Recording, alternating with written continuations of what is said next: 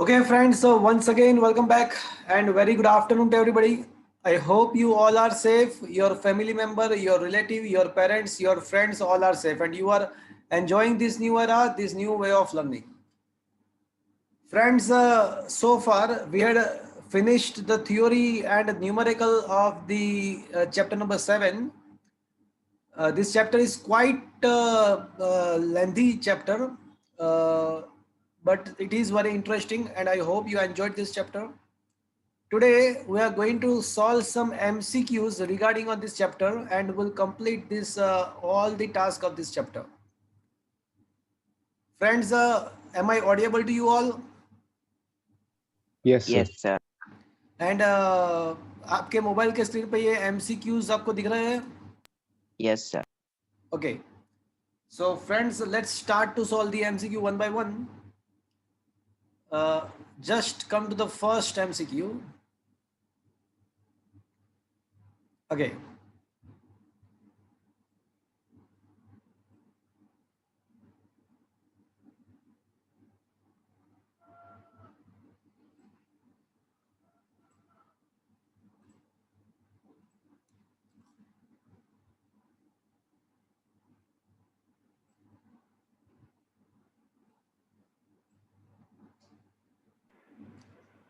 Are you able to see the question MCQs in your mobile?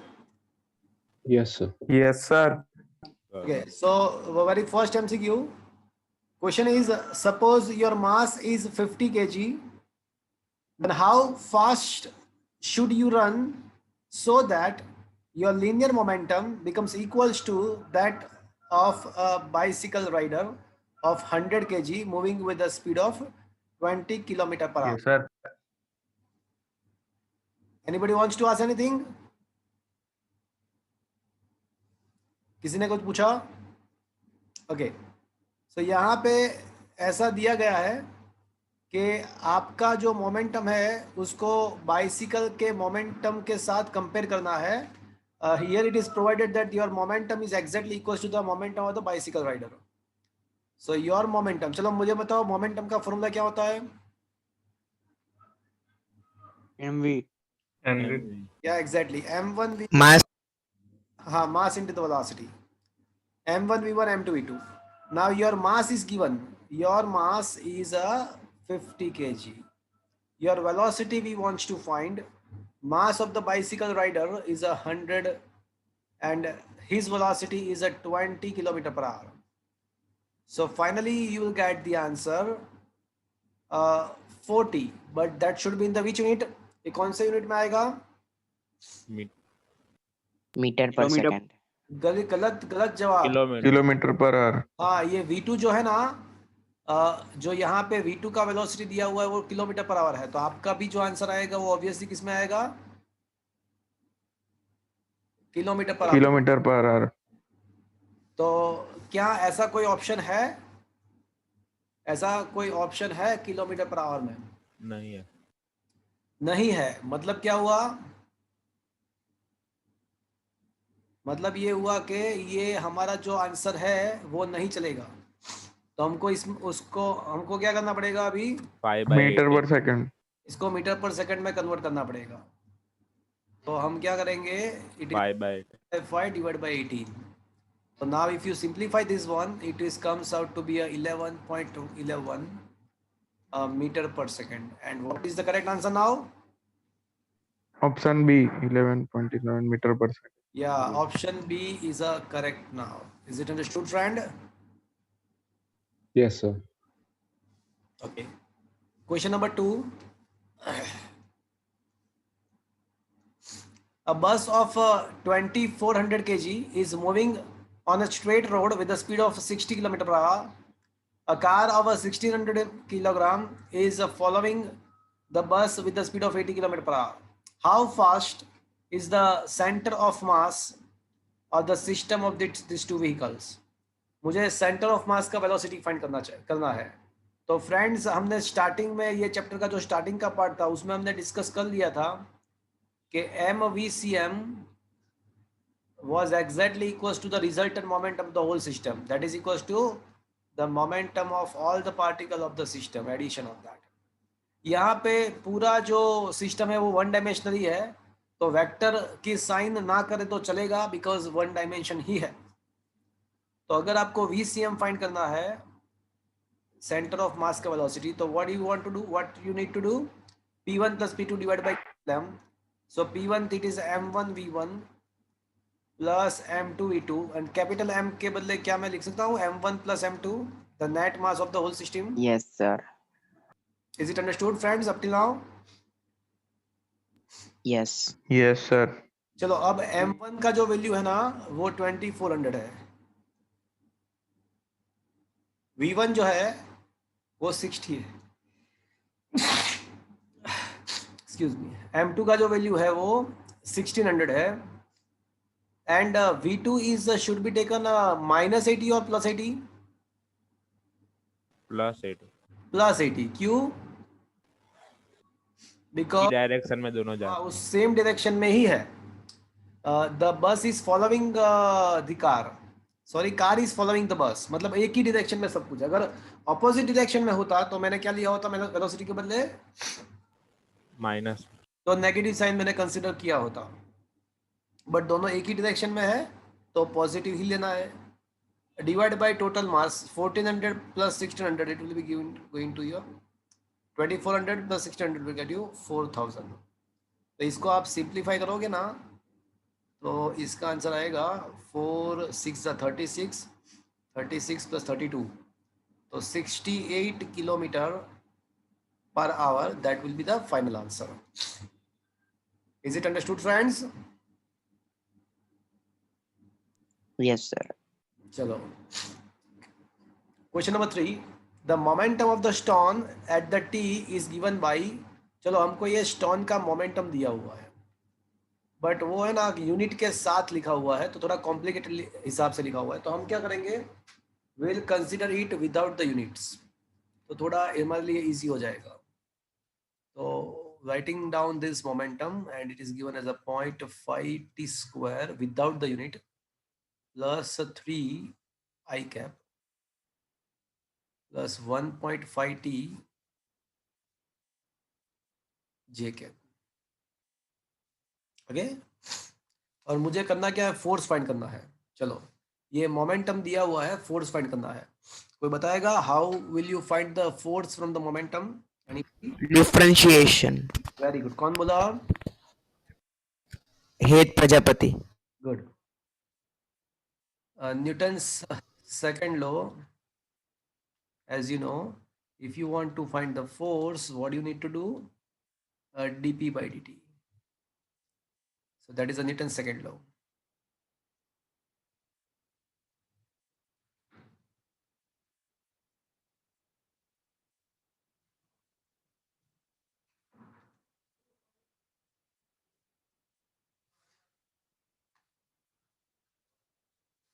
so इसको differentiate करेंगे, 0.5 into T square का differentiation क्या होगा friends?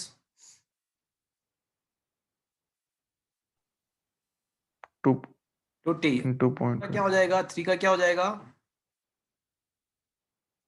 0. And 1.5 T का क्या होगा, 1.5.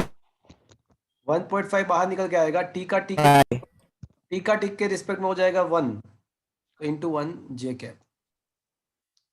एथ पार्टी वाला, Yes, sir. ये आपको डिफरेंशिएशन इंटीग्रेशन अच्छे से पता है? Yes, sir. अगर आपको डिफरेंशिएशन इंटीग्रेशन में दिक्कत हो रही है तो मेरे पास्ट लेक्चर्स में कहीं पे मैंने पूरा डिफरेंशिएशन इंटीग्रेशन समझाया हुआ है, तो वो एक बार देख लेना। Okay, sir. 0.5 into 2t will get you 1t, तो ये हो जाएगा आपका T I cap plus 1.5 J cap, so that will be the answer in the newton. है कोई ऐसा ऑप्शन?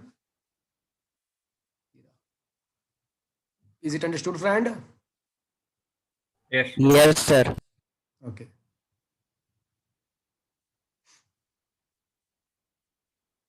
चलो question number 4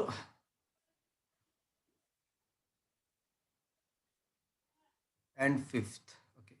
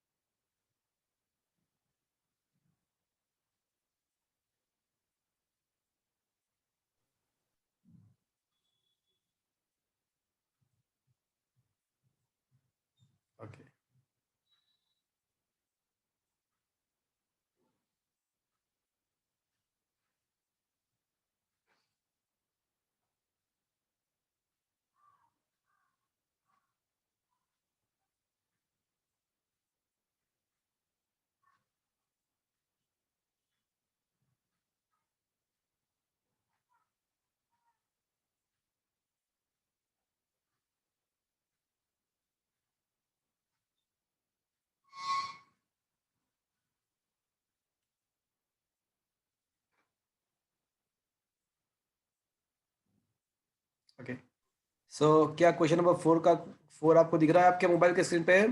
sir. Okay, so what is written? Question is, a bird of 1 kg is flying with the constant velocity 2i cap minus 4j cap. Another bird of a 3 kg flying with the some other velocity. Then what is the velocity of the center of mass? तो अभी हमने discuss किया था sir क्या? आपकी आवाज नहीं आ रही। हाँ, अभी आ रही है क्या आवाज properly? Yes, yes sir. Sir अभी आए। Is it okay? Yes sir.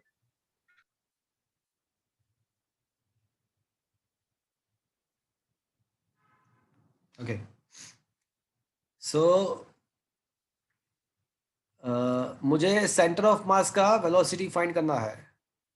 तो as you know MVCM is equal to P1 plus MVCM P2. Is equal to P1 plus P2 के बदले डायरेक्टली लिख दूं मैं M1 V1 plus M2 V2। तो क्या ये क्वेश्चन मैं आपको होमवर्क में दे सकता हूं? आप ट्राई करोगे? आपको जस्ट वैल्यू सब्स्टिट्यूट करना है। You are just required to substitute the value and you will get the answer. करोगे friends? Yes sir. Yes, sir. sir. Yes, sir. Yes, sir. चलो question number 5। A boy is standing on the terrace of a 10-storied building, drops 4 stones of a different mass at a moment. If a stone of 500 gram is at the 8th floor, stone of 400 gram is at the 6th floor, stone of 1 kg, that is 1000 gram, is at the 3rd floor, and stone of 60 gram is at the 1st floor. Then what is the location of the center of mass of a system, our 4 stones? तो यहाँ पे 4 stone का system है और मुझे उसका centre of mass find करना है। तो मैं ऐसा सोचता हूँ, ऐसा मान के चलता हूँ कि हर एक जो फ्लोर है ना उसका लेंथ x है, उसका हाइट x है। तो इसका मतलब ऐसा हुआ कि जो 500 ग्राम का जो स्टोन है वो 8th फ्लोर पे है, तो मतलब वो ग्राउंड से कितने डिस्टेंस पे होगा? 8x। 8x exactly. अब ये पूरा सिस्टम 1 डायमेंशन ही है बिकॉज वर्टिकल डायरेक्शन में ही सब कुछ हो रहा है। Stone is falling from the terrace of the multi storeyed building, तो पूरा 1 डायमेंशन ही है। तो 1 डायमेंशन ही है तो आप सेंटर ऑफ मास का फॉर्मूला ये अप्लाई कर सकते हो, XCM is equal to M1 X1। यहाँ पे सब कुछ y डायरेक्शन में है तो M1 Y1 plus M2 Y2 plus M3 Y3 plus M4 Y4 upon M1 plus M2 plus M3 plus M3 plus M4। Very. तो अभी जो M1 है ना वो 500 ग्राम है और उसका लोकेशन क्या है फ्रेंड्स? 8. उसका 8x। लोकेशन है वो 8H है, 8x। M2 क्या है? What is the value of the M2? 8x। नहीं 400 M2 ग्राम। Sorry। M2 क्या है? मतलब mass of the second stone. 400 gram. So that is a 400 ग्राम। और उसका जो वो कौन से 6x. तो 6x लिखना। 6x। M3 क्या है भैया? 1000 gram 600 M3 जो है वो 1000 है। into 3x. हाँ देखो यहाँ पे 1 kg नहीं लिखना है आपको, सब कुछ ग्राम में है तो ग्राम में ही कन्वर्ट करना पड़ेगा। और वो 3rd फ्लोर में है तो 3x प्लस M4 का जो वैल्यू है वो 600 है and it is at the which it is at the first floor that is x upon M1 plus M2 plus M3 plus M4। तो सबका एडिशन करोगे आप तो क्या मिलेगा आपको? 500 plus 400 2500. Okay 2500 you will get a 2500। तो फ्रेंड्स अगर आप इसका सिंप्लीफाई करोगे तो you will get a 4x। Finally अगर आप इसका सिंप्लीफाई करोगे सब कुछ निकाल के तो आपको ये मिलेगा कुछ 4x लास्ट में मिलेगा, 100x डिवाइड बाई 24 तो 4x आपको मिलेगा। मतलब कि कौन से फ्लोर पे आपका सेंटर ऑफ मास होगा? 4th floor. 4th floor. क्या ये आपको समझ में आया friends? Yes, sir. Yes, sir. Is it understood? Okay. Yes, sir. Yes, sir. As shown in figure, the center of mass of a thin metal sheet of a uniform density is. देखो यहाँ पे हमको एक system दिया हुआ है और मुझे उसका सेंटर ऑफ मास फाइंड करना है। तो ये सिस्टम के अंदर कुछ ऐसा है।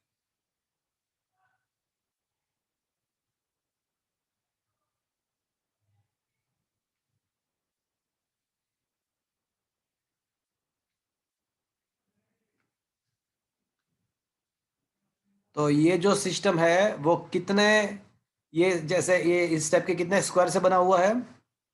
ये जो पूरा मेटल शीट है वो इस टाइप का है। ऐसा एक न्यूमेरिकल हमारे इलस्ट्रेशन में था, आपको पता हो तो, बट उसमें 3 ही ऑब्जेक्ट थे। यहाँ पे कितने ऐसे स्क्वायर है ये मेटल प्लेट को बनाने के लिए, बताओ मुझे। 9 थोड़ी ना, नहीं मैंने बताया आपको 6 है। Six. ये वैकेंट है, ये पार्ट 6. हाँ, ये इसमें कुछ भी नहीं है। हाँ, तो अगर मुझे पूरा सिस्टम का सेंटर ऑफ मास अगर फाइंड करना है तो कैसे मिल सकता है friends? What I need to do? M1 R1 plus M2 R2 plus M3 R3 exactly. So मुझे यहाँ पे till RCM is equals to M1 R1 plus Plus M2 R2 plus M3 M3 R3 R3 plus M4 R4 R4 plus M5 M5 R5 M6 R6 6 R6 M1 plus M2 plus M3 M1 up to M6। Okay, चलो यहाँ पे जितने भी square sheet है वो सब equal है, मतलब every square plates are similar uniform. तो M1 M2 M3 can I say it is they are the same. तो can I say take the M common? Yes, sir. तो M को common ले Yes, लेते sir. हैं, तो बाकी बचेगा R1 plus R2 up to R6 divide by हो जाएगा 6। M get cancelled from both the sides, तो ये हो जाएगा आपका R1 plus R2 up to 6 R6 divide by हो जाएगा आपका 6। चलो यहाँ तक समझ में आया भैया? Yes, sir. चलो मुझे अब सोच के बताना, R1 is the location of the centre of the first object, मतलब ये वाला फर्स्ट शीट यहाँ पे है, ये वाला। मुझे बताओ कि ये R1 का लोकेशन क्या आएगा? 5,5. Very good. उसका एक्स एंड वाई, उसका जो सेंटर है वो एग्जैक्टली 5 पे आएगा। अब R2 is the this location, ये इसकी बात है, R2 की बात है, तो ये इसकी बात है, तो उसका 15.5 15,5. या एग्जैक्टली, तो इसका हो जाएगा 15,5। चलो अब R3 क्या मिलेगा मुझे? 5,15 5,15 5,15। 5,15. फिर R5 R3 मिल 5,25. 5,25 5,25। Very good. फिर R5 क्या मिलेगा? ये वाला R5 है हमारा, ये 15,25 25. 15,25। And what will be the R6? 25,25 25,25 and उसका डिवाइड बाय हो जाएगा 6। सो फ्रेंड्स यहाँ पे अगर सिंपली 5 + 15, अब x कोऑर्डिनेट के साथ x कोऑर्डिनेट, y कोऑर्डिनेट के साथ y कोऑर्डिनेट का एडिशन करना है, तो 5 + 15 20 25 25 30 30 + 15 45 70, तो ये हो जाएगा 70। 5 + 5 10 + 5 25 25 25 50 50 100 100 70 divide by 6 divide by 6। So what you will get? 70 divide by 6 करोगे तो आपको क्या मिलेगा? Option B 11.6. 11 point something 67 and ये आपका हो जाएगा 16.67 16.67 16.67 in the centimetre. Option B. Option B is the correct choice. Is it understood friends? Yes, sir. Yes, okay sir. Fine. चलो क्वेश्चन नंबर 7। 7th क्वेश्चन में क्या है भैया? If the angular speed of a particle 10 centimeter away from the axis of rotation of a rigid body is a 12 radian per second. What will be the angular speed of a particle 20 centimeter away from the axis of rotation? All particles perform the rotational motion. देखो ये statement गलत लिख दिया है, ये answer का statement लिखा हुआ है. That should not be provided, देने की जरूरत नहीं है, ये आंसर का स्टेटमेंट है. तो फ्रेंड्स, जब कोई बॉडी रोटेशनल मोशन करती है तो उसके तीन सारे, for every particle 3 parameters are the same. Every particle performing the rotational motion, performing the circular motion with the 3 quantity having same, that is angular displacement, angular velocity and angular acceleration. हाँ, जब कोई body rotational motion करती है तो उसके अंदर जितने भी पार्टिकल है वो सारे पार्टिकल के लिए सबका एंगुलर डिस्प्लेसमेंट सेम होगा, सबका एंगुलर वेलोसिटी भी सेम होगा, सबका एंगुलर एक्सेलरेशन भी सेम होगा. तो मतलब कोई एक पार्टिकल का एंगुलर वेलोसिटी 12 रेडियन पर सेकंड है तो दूसरे पार्टिकल का भी 12 रेडियन पर सेकंड ही होना चाहिए, चाहे वो पार्टिकल कहीं पे भी हो. तो what should be the answer? Omega for all particle, चाहे वो पार्टिकल कहीं पे भी हो, is the same. And that's why the answer must be 10 radian. 12. 10 radian. Sorry, 12 radian 12 per radian per second. second. Is that clear, friends? Yes, sir. आया बात समझ में? Yes, sir. Yes, sir. Okay.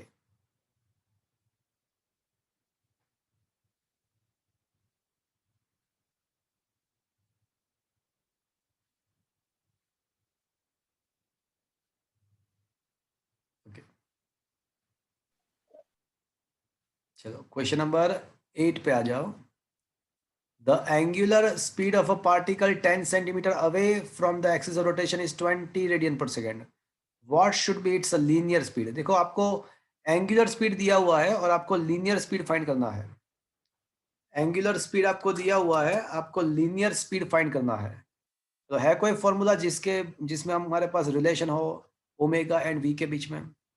Angular speed is V is equal to omega cross Equal to R. R omega. हाँ, vector form में omega cross R and scalar form में it is R omega, right. So हमको पहले से ही पता है कि v is equals to R omega. So you are able to get the answer. R का जो वैल्यू है ना वो 10 है, ओमेगा जो है वो 20 है, तो इट विल बी 200 सेंटीमीटर पर सेकेंड. सो 200 सेंटीमीटर पर सेकेंड इज द आंसर.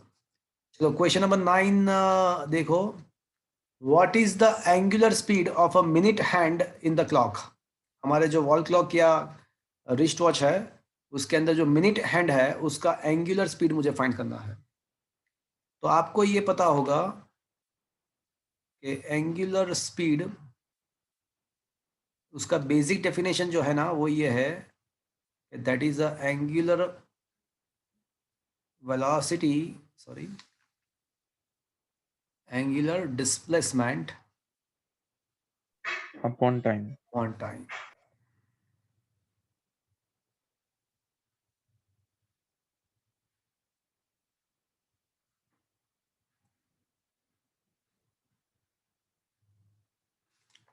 चलो अब angular speed is equals to angular displacement upon time. अब सोच लो कि मैंने है ना टाइम को मैंने पीरियोडिक टाइम कंसीडर किया है. As a time I had considered the periodic time. तो मुझे ये बताओ कि पीरियोडिक टाइम का मतलब क्या हुआ? 2 pi. पीरियोडिक टाइम का मतलब एक रोटेशन कंप्लीट होना. तो जब एक रोटेशन कंप्लीट होता है 3600. हाँ, तो how much the angular displacement takes place? 360 degree, मतलब के 2 पाई रेडियन, मतलब 2 पाई रेडियन, रेडियन में वो 2 पाई हो जाएगा. तो ये जो फॉर्मूला है ना वो मैंने पहले भी आपको बताया था, आज भी बोल रहा हूँ कि ये आप डायरेक्टली एज अ शॉर्टकट आप याद रख सकते हो. कोई बॉडी रोटेट करता है तो उसका एंगुलर स्पीड अगर आपको निकालना है तो 2 पाई बाई टी आप अप्लाई कर सकते हो. तो मुझे सर इसमें ये एंगुलर डिस्प्लेसमेंट 0 नहीं होता है? अरे डिस्प्लेसमेंट नहीं होता है, ये एंगुलर डिस्प्लेसमेंट है भैया. डिस्प्लेसमेंट की बात नहीं है, एंगुलर डिस्प्लेसमेंट की बात है. जब एक रोटेशन कंप्लीट होता है तो एंगुलर डिस्प्लेसमेंट 2 पाई होता है, 2 रोटेशन के बाद उसका एंगुलर डिस्प्लेसमेंट 4 पाई 2 होता है, n रोटेशन के लिए 2n पाई होता है, याद है आपको? यस सर हाँ, डिस्प्लेसमेंट 0 होगा but angular displacement will not be 0, is that clear? Yes sir Yes, sir.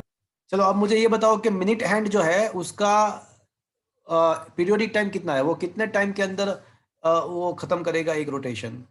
60 minutes. 60 Minutes. seconds.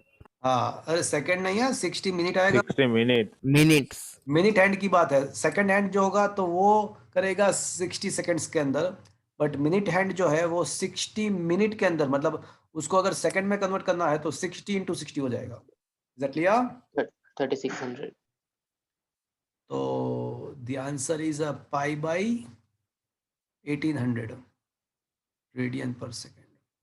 चलो इसी क्वेश्चन में अगर सेकंड हैंड होता तो डिनोमिनेटर में क्या आता? 3600. अरे सेकंड हैंड होता तो 60 60 सिर्फ 60 यार तो 60 आता, तो आंसर पाई बाई 30 आता, तो आंसर 30 Pi आता। by 30. अच्छा, अगर आवर हैंड होता, आवर हैंड तो क्या होता? इसी 3600 नहीं, आवर हैंड की बात कर रहा हूँ मैं, तो डिनोमिनेटर में क्या आता? 3600 तो है ही, वो तो मिनट हैंड के लिए ही है।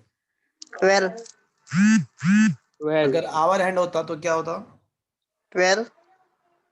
तो 12 आवर का मतलब डिनोमिनेटर में 12 into 3600 आंसर आता, इज दैट क्लियर? अगर आवर हैंड होता तो डिनोमिनेटर में 12 आवर मतलब 12 into 3600 सेकंड्स, मुझे उस ये जो आंसर है उसको 12 से डिवाइड करना पड़ता अगर आवर हैंड। अच्छा, अगर अर्थ की बात करते हैं, अर्थ की, तो अर्थ रोटेट कर रही है उसके जियोमेट्रिकल एक्सिस के रिस्पेक्ट में, तो उसके लिए डिनोमिनेटर में क्या आता? पीरियोडिक टाइम क्या आता अर्थ के लिए? 36. नहीं, अर्थ 365.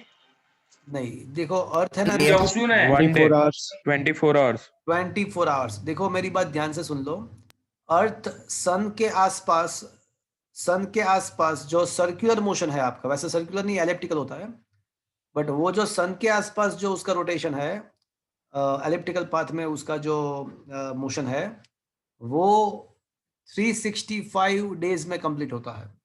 बट अर्थ है ना, वो अपने खुद के एक्सिस पे जो रोटेट होती है, खुद के एक्सिस पे, तो उसके लिए जो टाइम इंटरवल है वो 24 आवर है। Is that clear to you? तो अर्थ यस सर की टाइम, एक तो सन के आसपास के रिवॉल्यूशन के, उसको रिवॉल्यूशन बोलेंगे, और यहाँ पे रोटेशन उसके खुद के एक्सिस के रिस्पेक्ट पे जो रोटेशन होता है वो 24 आवर्स में कंप्लीट होता है। Is that clear to you friends? Yes sir okay,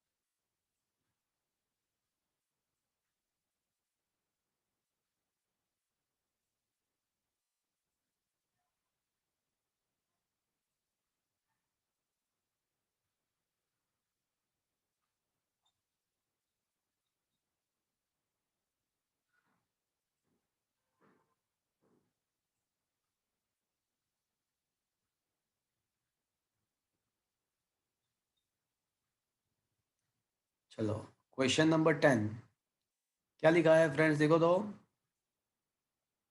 ऐसा लिखा हुआ है कि wheel initially at the rest acquires a 64 radian per second in 4 seconds, and what is the angular acceleration?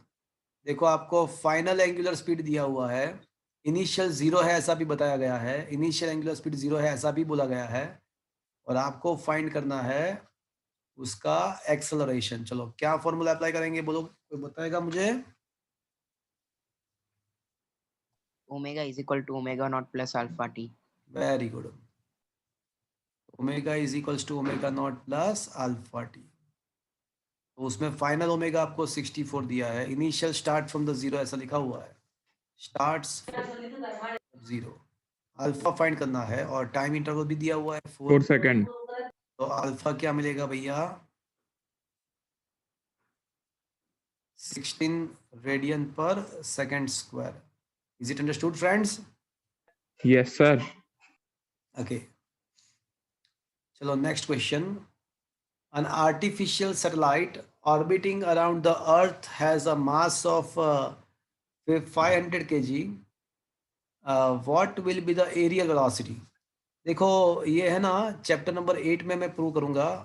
ये गलती से यहाँ पे मैंने प्लेस किया हुआ है। जो एरियल वेलोसिटी होता है उसका फॉर्मूला मतलब dA/dt, ये जो it is a new physical quantity and we're going to discuss in the chapter number 8. So don't worry about that. Right now, just remember this formula where L is the angular momentum and M is the mass. तो ये areal velocity का formula है, वो chapter number 8 में मैं prove करने वाला हूँ। अभी इसका फॉर्मूला याद रख दो कि एरियल वेलोसिटी मतलब area travelled per unit time, area travelled per unit time that is dA/dt is equals to L/2 where L is the angular momentum. अब यहाँ पे एंगुलर मोमेंटम कितना दिया हुआ है भैया 4 × 10⁻⁷ दिया हुआ है एंड मास कितना है बोले तो 500। तो ये आपका जो आंसर आ जाएगा वो 4 × 10⁻³ बचेगा and its unit is a joule into second. You can say kg metre square per second, sorry इसका जो यूनिट होगा वो area upon time. Area upon time का मतलब क्या होगा metre square per second. So area meter square per second. Sir 4 × 10⁻⁴ नहीं आएगा? जस्ट अ मिनट 1000, हाँ तो 10⁻⁴ आएगा। सही बात है, सही बात है, राइट। चलो 12th question. 12th is a good one. Suppose the earth suddenly contracts and its radius reduced to halved, keeping the mass same, then what will be the happen to the day of the length of the day? What will happen to the length? अभी जो day length है वो कितना है? अभी जो day length है हमारा वो कितना है 24 hours. 24 आवर। ऐसा दिया है कि भाई 24 hours. हाँ अभी तो 24 आवर है, बट अभी ऐसा दिया है क्वेश्चन में ऐसा है कि अगर कुछ होके अर्थ कंप्रेस होके उसका रेडियस हाफ हो जाए तो what should happen to the length of the day?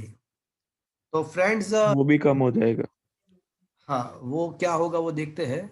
But suddenly contract मतलब ये जो वर्ड लिखा है उसमें ऐसा इनडायरेक्टली स्पेसिफाई किया हुआ है कि हमने कोई एक्सटर्नल टॉर्क प्रोवाइड नहीं किया है, हमने कोई टॉर्क प्रोवाइड नहीं किया है, वो ऑटोमेटिकली ऐसा हो रहा है suddenly contracts without providing any external torque. तो मुझे बताओ कि अगर हम कोई एक्सटर्नल टॉर्क प्रोवाइड नहीं कर रहे हैं तो क्या? Angular momentum. Perfect, angular Zero. Momentum remains constant. नहीं जीरो नहीं, कांस्टेंट। टॉर्क इज जीरो, तो अगर टॉर्क जीरो है तो एंगुलर मोमेंटम क्या होगा भैया? कांस्टेंट होगा। तो L1 is equals to L2. This is a IMP question actually. In many competitive examinations I had seen this question.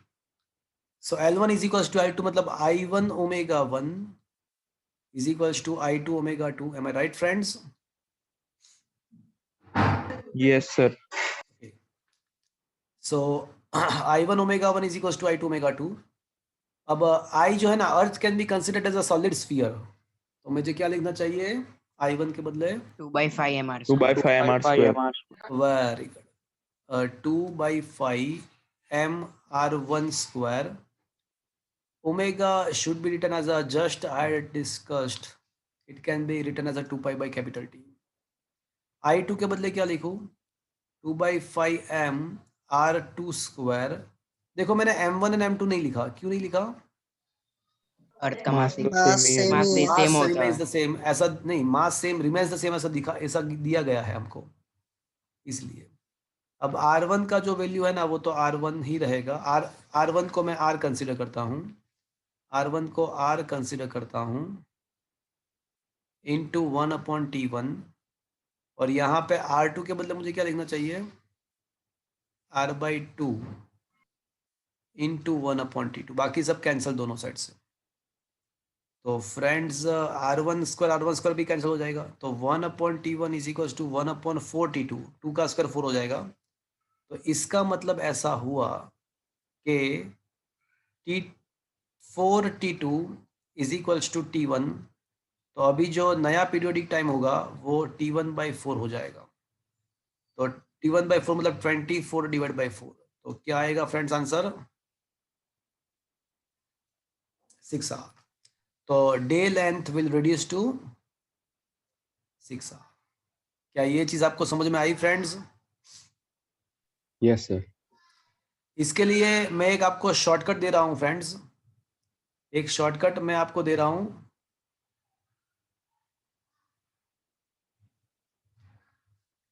Shortcut ये है, एक शॉर्टकट आप याद रख दो कि अभी whenever this kind of question is asked, then this is the shortcut, and the shortcut is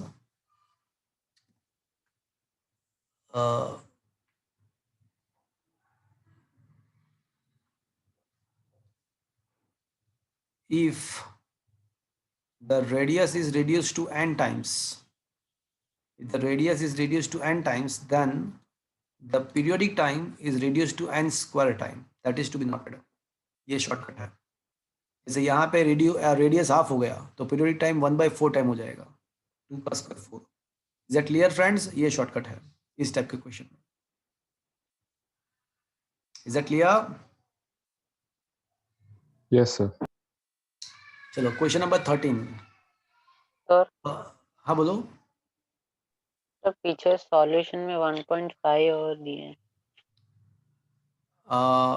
1.5 गलत होगा। तो सॉल्यूशन में देखो तो 1/r/4 दिया हुआ है क्वेश्चन के अंदर, क्या r/2 दिया हुआ है? सॉल्यूशन के अंदर r/4 लेके सॉल्व किया हुआ है, r/2 लेके सॉल्व किया है? हाँ सर 4 होगा तो 24 डिवाइड बाई 16 आंसर 1.5 आएगा। हाँ, मैं वही बोल रहा हूँ कि r/4 लेके सॉल्यूशन दिया हुआ है कि r/2 लेके दिया हुआ है सॉल्यूशन में? R/4 r/4 लेके। तो क्वेश्चन में अगर r/4 कर देंगे तो आंसर हो जाएगा 1.5। Is that clear to you? तो 16 टाइम रेडियस 16 टाइम डिवाइड कर दो तो वो हो जाएगा। तो एक काम करो, क्वेश्चन में r/4 कर दो, r/2 के बदले क्वेश्चन में r/4 कर दो। तो यहाँ पे आपका डिनोमिनेटर में 16 हो जाएगा, और ये 16 24 डिवाइड बाई 16 कर दोगे तो आपका आंसर हो जाएगा 1.5। Is that clear to you? Yes sir. Is it okay now? Yes sir. Okay. There are two identical eggs. One is a row while the other one is a boiled, and both are rotated with the same angular speed.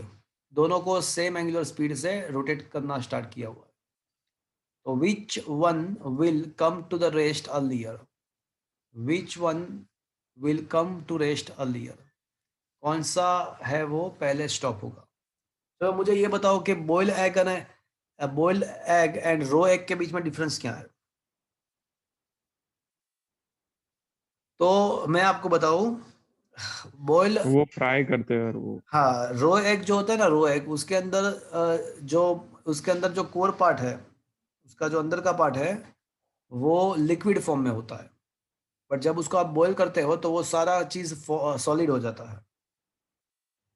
अब सोचो कि जो egg है, दोनों egg rotate हो रहे हैं, तो जो रो एग है ना उसके सारे लिक्विड पार्टिकल कहाँ पे होंगे? सोचो, जब एग रोटेट हो रहा है, दोनों एग रोटेट हो रहे हैं, बट एक जो है वो रो एग है और दूसरा वाला जो है ना वो बॉइल्ड है।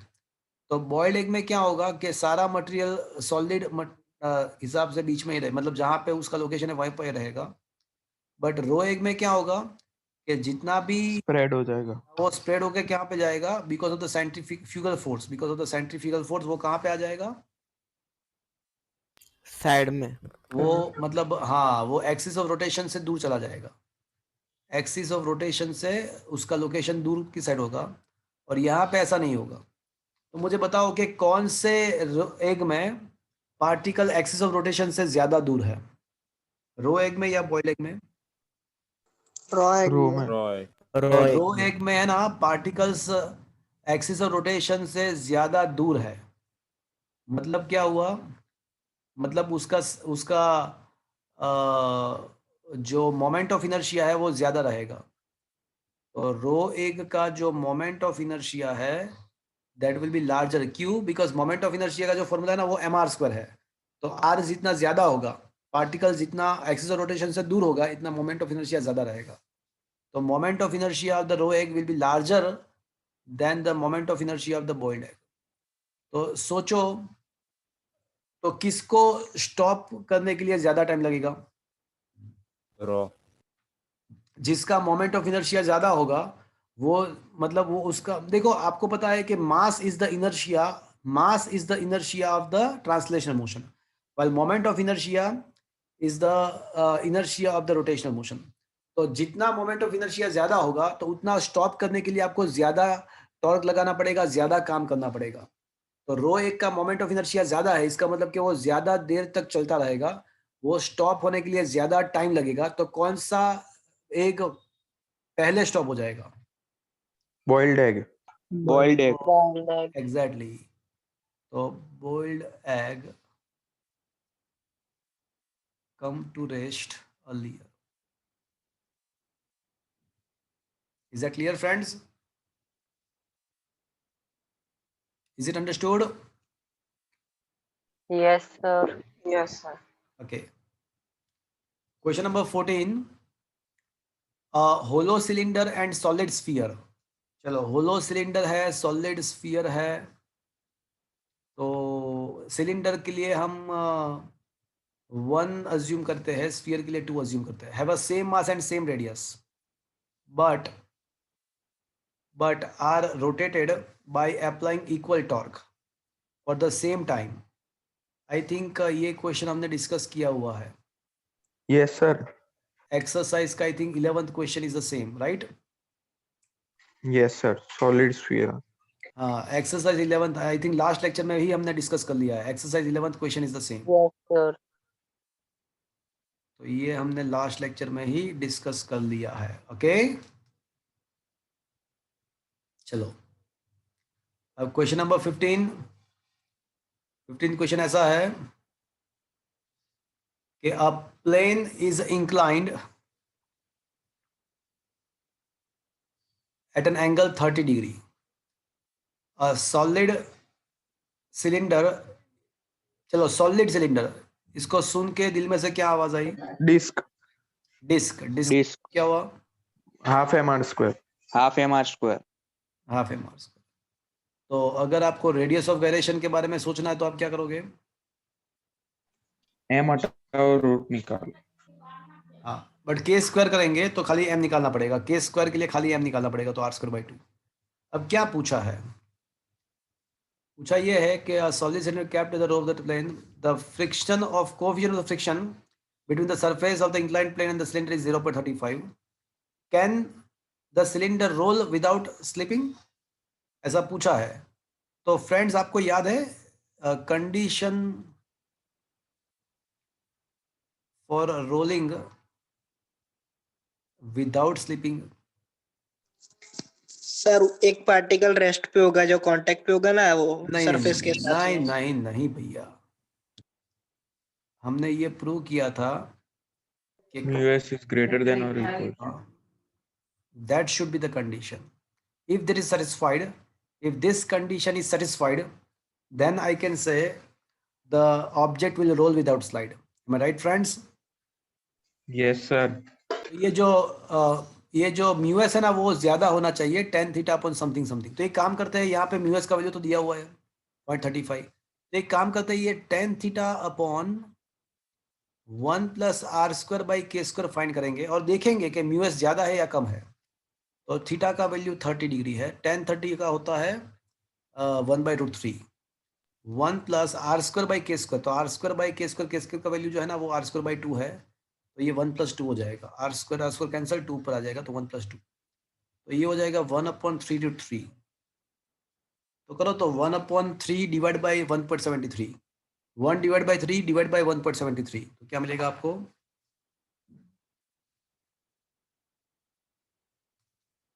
1 divided by 3 divided 0.1926. 0.19. तो here can I say mu s is larger than this much? mu s का वैल्यू जो है ना वो ये tan थीटा से ज्यादा है, tan theta upon 1 plus r square by k square से ज्यादा है, ऐसा कह सकते हैं। mu s का वैल्यू तो 0.35 दिया हुआ है, तो क्या से कैन आई से 0.35 is larger than 0.19? Yes obviously. तो Yes, इसका क्या हुआ कि कंडीशन सेटिस्फाई हो रहा है कि नहीं हो रहा है? yes, हो रहा है, तो इसका मतलब क्या हुआ? Yes, it will roll roll without sliding. Without slider.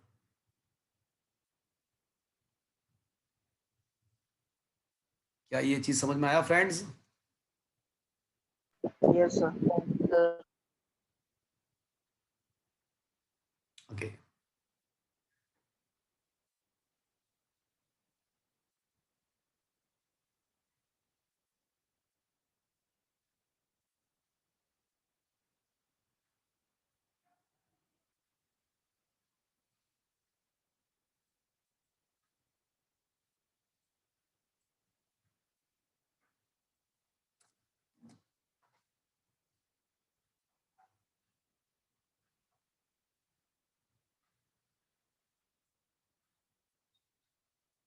Okay friends,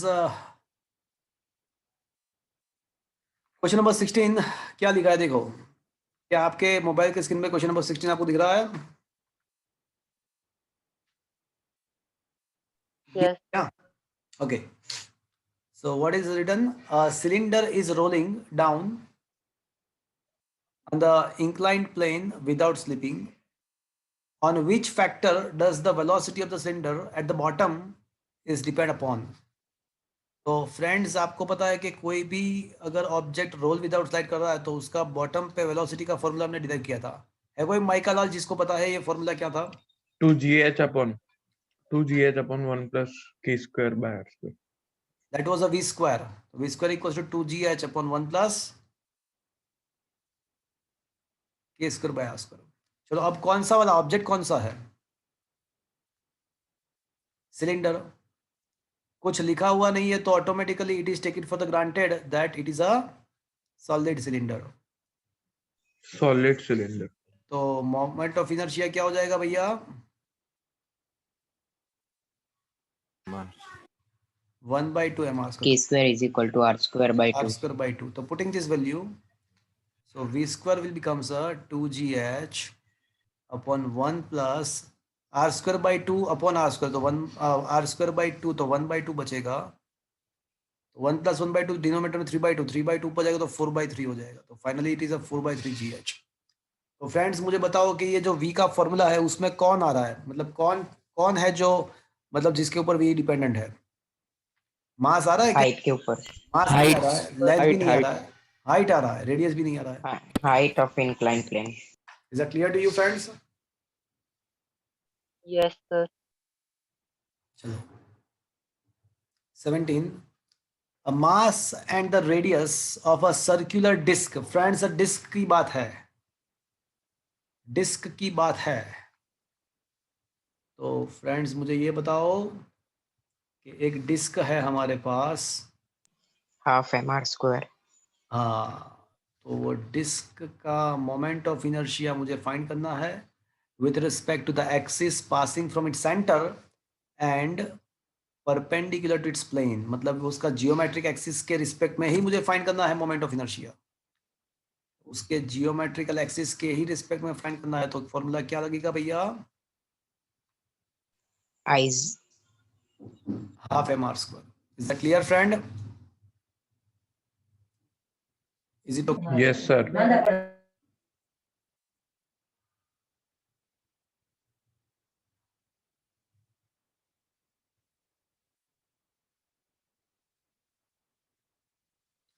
okay, so ये आपका हो जाएगा हाफ m जो है ना वो दिया हुआ है 4 kg एंड r जो है ना वो 2 का स्क्वायर 4 हो जाएगा। तो final answer is a 8 kg metre square. Is it understood? ठीक है ये क्वेश्चन ओके कर सकते हो आप। Is it okay friends? Yes, sir. Question number 18. What will be the effect of the length of a day if the ice of poles of Earth melts and water comes to the equator? Ice pole से melt होके equator पे water आ रहा है, तो what happen to the length of the day? चलो, मतलब क्या होगा, पहले तो ये सोचो कि अगर आइस मेल्ट हो रहा है एंड फिर उसके बाद वो मेल्ट होके पोल्स से वो मेल्ट होके इक्वेटर पे आता है, तो चेंज क्या होगा, अर्थ में चेंज क्या होगा? तो चेंज ये होगा भैया, चेंज ये होगा कि ये जो मास था पोल पे, जो एक्सिस और रोटेशन के नज़दीक था, तो वो मेल्ट होके कहाँ पे आ जाएगा? वो मास मेल्ट होके कहाँ पे आ जाएगा? तो बोले इक्वेटर पे आ जाएगा। तो इक्वेटर पे आ जाएगा तो मतलब वो एक्सिस और रोटेशन से दूर चला गया या नज़दीक आया? नजदीक आया। चला गया। अरे वो यहाँ पे एक्सिस, और देखो पोल पे था वो मास इक्वेटर पे चला गया, मतलब इक्वेटर पे चला गया मतलब यहाँ पे कहीं पे, तो ये एक्सिस ऑफ रोटेशन से दूर जाएगा या नजदीक आएगा? पहले यहाँ पे था, दूर। दूर दूर जाएगा। है, इसका मतलब क्या होगा कि मोमेंट ऑफ इनर्शिया के बारे में क्या कह सकते हैं? इंक्रीज होगा। तो मोमेंट ऑफ इनर्शिया इंक्रीज होगा। क्या ये चीज आपको समझ में आया? मास जितना दूर जाएगा ना एक्सिस ऑफ रोटेशन से, तो as the formula mr², particle का मास जो होता है ना वो पार्टिकल का मोमेंट ऑफ इनर्शिया mr² होता है। तो जितना मास दूर जाएगा तो अकॉर्डिंग टू फॉर्मूला mr² आपका मोमेंट ऑफ इनर्शिया बढ़ेगा, तो मोमेंट ऑफ इनर्शिया तो बढ़ेगा। बट देखो ये जो प्रोसीजर हो रही है उसमें मैंने कोई एक्सटर्नल टॉर्क नहीं लगाया, वो कंफर्म्ड है। तो as a external torque is 0, then what is happened?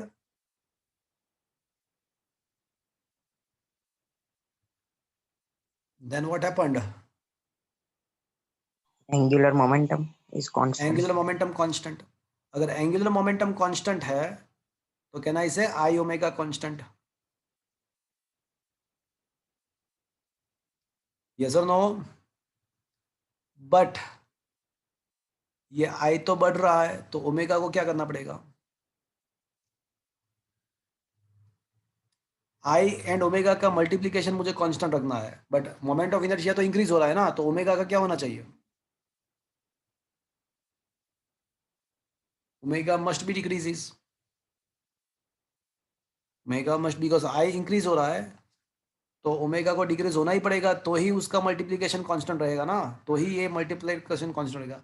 अब ओमेगा डिक्रीज हुआ मतलब ऐसा सोचो कि स्पीड डिक्रीज हुआ, तो अर्थ के रोटेशन का स्पीड डिक्रीज हो रहा है, तो उसका पीरियोडिक टाइम क्या होगा? लॉन्गर। पीरियोडिक टाइम बढ़ेगा। क्यों? Because omega is equal to 2π/t, inversely proportion है, तो डे ड्यूरेशन बिकम्स लॉन्गर और smaller? Longer. Day becomes longer. समझ में आया फ्रेंड्स? Yes sir. चलो क्वेश्चन नंबर 19 पे आ जाओ।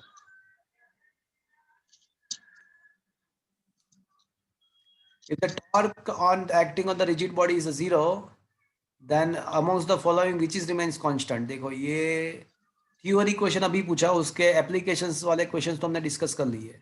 ऊपर वही तो क्वेश्चन था कि अगर टॉर्क 0 है सिस्टम के ऊपर तो क्या कांस्टेंट रहेगा? Angular momentum.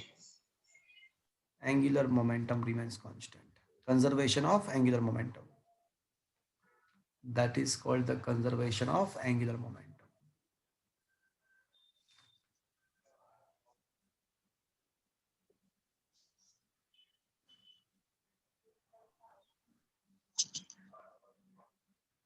चलो question number 20। Flywheel starts rotating from the rest, acquires a speed of 240 revolutions per second in 4 minutes. What is the average acceleration? चलो आप कर सकते हो, बताओ मुझे क्या करना? Omega is equal to omega naught plus alpha t. Omega is equal to omega naught plus alpha T.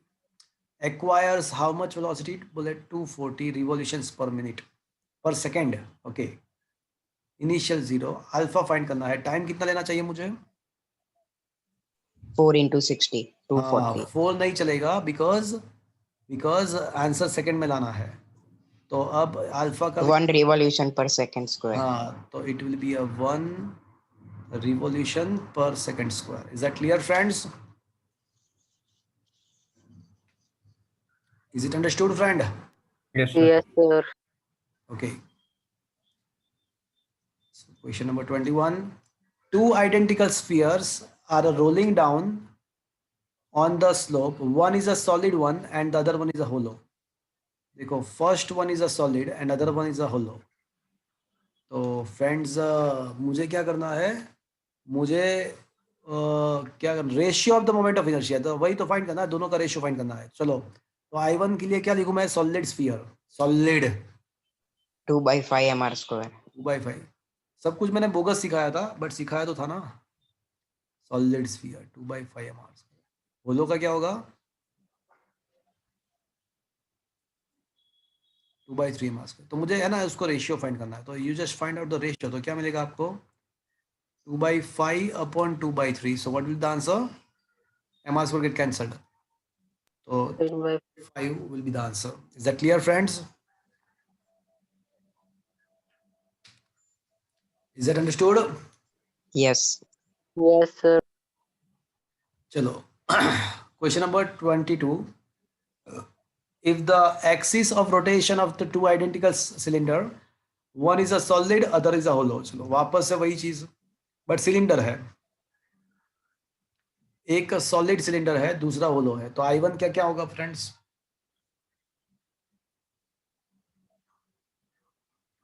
Solid cylinder माने disc, half mr square.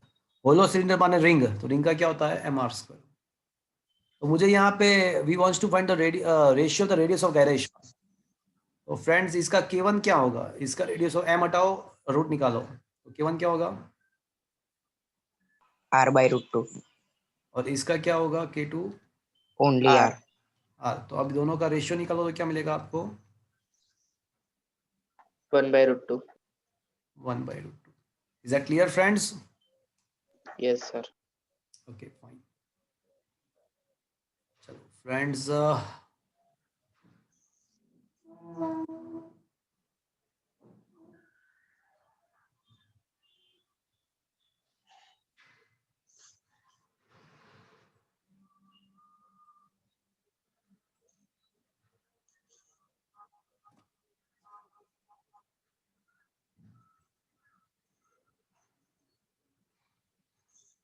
Okay.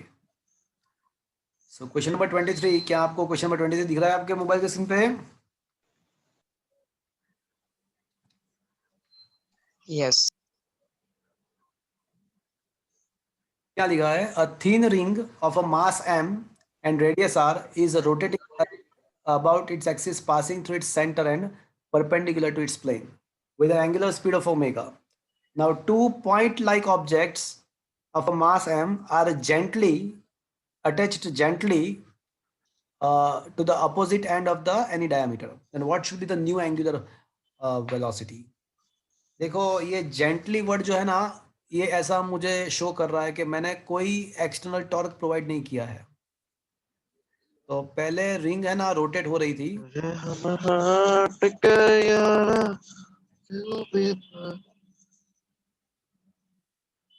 अच्छा अर्गम,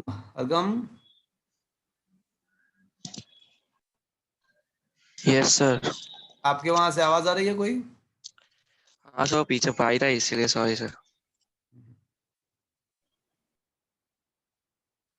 तो फ्रेंड्स, ये रिंग है ना, वो रोटेट हो रही है और उसका जो मास है ना वो कैपिटल M है.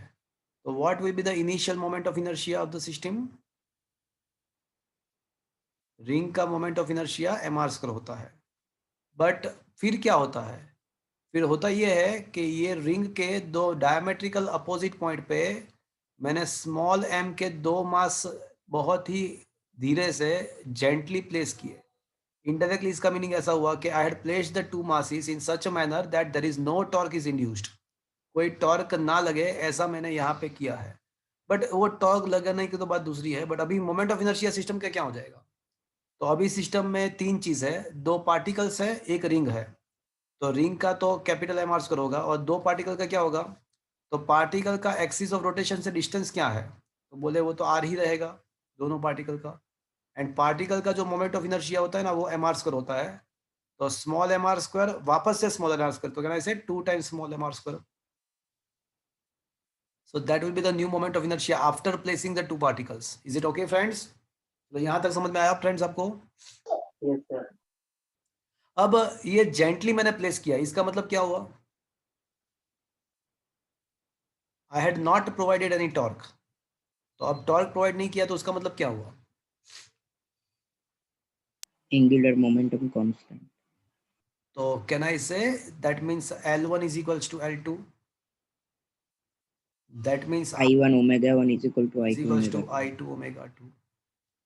अब I1 का वैल्यू हमको पता है कि mr² है, omega 1 is equals to omega.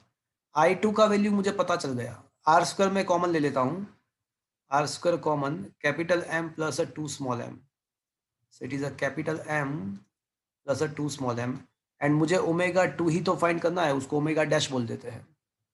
तो फ्रेंड्स r² कैंसिल हो जाएगा, तो ओमेगा डैश को अगर आप सब्जेक्ट को इक्वेशन बनाओगे तो क्या बचेगा फ्रेंड्स?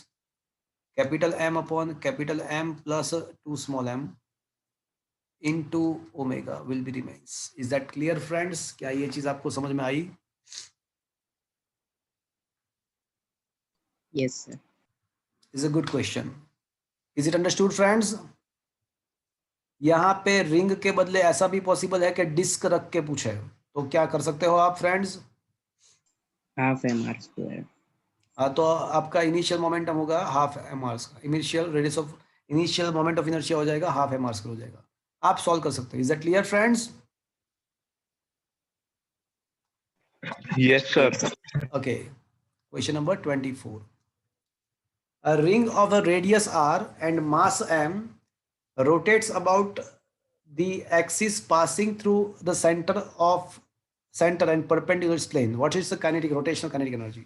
यहाँ पे काइनेटिक एनर्जी का मतलब ऐसा हुआ कि रोटेशन, बिकॉज रोटेशन ही तो चल रहा है और कुछ है नहीं, तो काइनेटिक एनर्जी का मतलब होगा रोटेशनल काइनेटिक एनर्जी. चलो मुझे बताओ रोटेशनल काइनेटिक एनर्जी का फॉर्मूला क्या है? Half I omega square. Half I omega square. Good. अब मुझे ये बताओ कि यहाँ पे आई क्या होगा? रिंग है और उसके जियोमेट्रिकल एक्सिस से ही रोटेशन हो रहा है, तो रिंग के जियोमेट्रिकल एक्सिस mr² ही होगा into omega square. So that is the answer, half m omega square. Is it understood friends? Yes, sir. Okay. Question number 25. The ratio of magnitude of orbital angular velocity of a geostationary satellite and the Earth's rotation about its own axis. देखो मुझे दो चीज का angular velocity का ratio find करना है. एक जियो stationery satellite है और दूसरा अर्थ है. मुझे कोई बताएगा जियो स्टेशनरी सैटेलाइट का पीरियोडिक टाइम कितना होता है?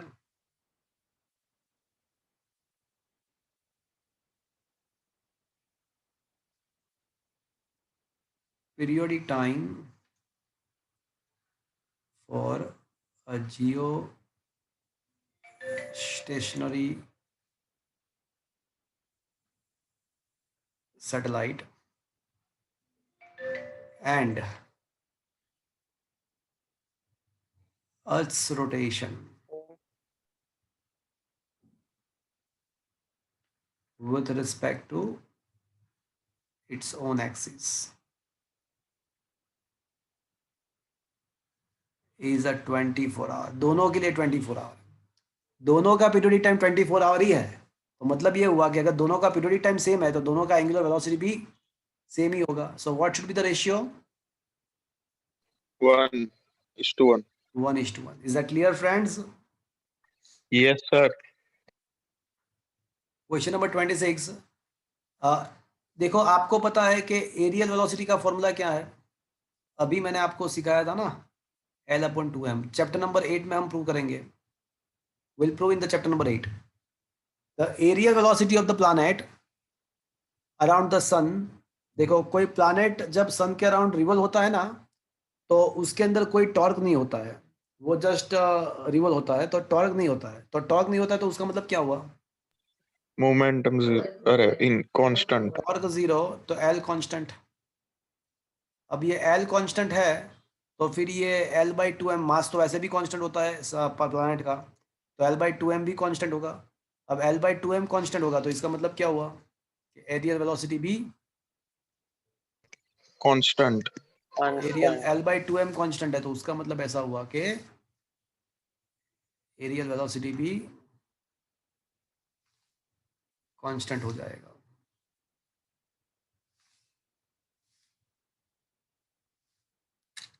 तो finally I can say, Karan, you wants to ask anything? Yes sir, वो 25 वाला वापस समझाओगे? कौन सा? 25. देखो क्या लिखा है मैंने, देखो मैंने लिखा है कि periodic time for the geostationary satellite and the earth's rotation with respect to own axis is the same, that is a 24 hour. दोनों का पीरियोडिक टाइम सेम है रोटेशन का, तो दोनों का अगर पीरियोडिक टाइम सेम है तो दोनों के रोटेशन की स्पीड भी सेम होगी, तो दोनों का एंगुलर स्पीड सेम है, तो what should be the ratio of the angular speeds? Okay sir. 1:1। Is that clear? Yes sir. So friends, कुछ चॉइसेस्ट एमसीक्यू मैंने यहाँ पे आपको किया कराया है, अच्छे एमसीक्यू थे। तो ये चैप्टर के जितने भी एमसीक्यू मैंने आपके नोट्स में मैंने दिए थे, तो वो यहाँ पे सॉल्व करके मैंने दिए। मैं सिलेबस खत्म होने के बाद हर एक चैप्टर के प्रैक्टिस के लिए भी कुछ एमसीक्यू मैं आपको दूंगा, बट ये कुछ चॉइस किए हुए एमसीक्यू होते हैं जो कॉम्पिटिटिव एग्जामिनेशंस में से मैंने लिए होते हैं, जो अच्छे होते हैं और जिसका प्रोबेबिलिटी आपके स्कूल के एग्जाम्स के अंदर आने का होता है। तो ये सारा एमसीक्यू एज एवरी चैप्टर मैंने आपको कंप्लीट किया। अभी नेक्स्ट लेक्चर जो हमारा आएगा ट्यूसडे को, हम वहां पे चैप्टर नंबर 8 ग्रेविटेशन स्टार्ट करेंगे। ओके? Yes sir. एक क्वेश्चन एक ने ऐसा पूछा है कि parallel axis theorem and perpendicular axis theorem का टॉपिक कैंसिल हो गया है, but actually the proof of the parallel and perpendicular axis theorem is cancelled. उसका जो प्रूफ है वो कैंसिल, वैसे टॉपिक भी कैंसिल किया उन लोगों ने, बट ये parallel and perpendicular axis theorem ऐसा टॉपिक था कि उसके अंदर से बहुत सारे क्वेश्चन कॉम्पिटिटिव एग्जामिनेशंस के अंदर आए हुए हैं। सो मेरा ऐसा रिक्वेस्ट है कि आप ये दो ही चीज, दो स्टेटमेंट और तो कुछ है नहीं उसमें, तो प्रिपेयर कर लो ना। उसमें क्या है, उसमें क्या जाएगा आपका, कुछ फर्क नहीं सर पड़ेगा उसमें। सर वो टॉपिक कैंसिल किया है तो एग्जाम में उसके रिलेटेड सम भी नहीं आएंगे? नहीं, मैं ऐसा बोल रहा हूँ कि आप करना ये टॉपिक, बिकॉज ये इंपॉर्टेंट है आप कॉम्पिटिटिव एग्जामिनेशन के लिए। तो भले ही कैंसिल है, बट ये टॉपिक जो है ना वो पर्टिकुलर आप करो। ओके? इसके टॉपिक में कुछ भी नहीं है, दो इक्वेशन आपको याद रखना है, उसके ऊपर से आपको स्टेटमेंट बनाना है और उसके एप्लीकेशन के 2-4 न्यूमेरिकल्स है और कुछ नहीं। ओके? Yes sir. तो कर दो वो, ऐसे ही आप एक बार देख लोगे तो भी आपको समझ में आ जाएगा, उसमें कुछ एक्स्ट्रा एफर्ट्स लगाने की जरूरत नहीं पड़ेगी आपको, कुछ ज्यादा। हाँ सर, इक्वेशन तो वैसे भी हो गई है लर्न। हाँ,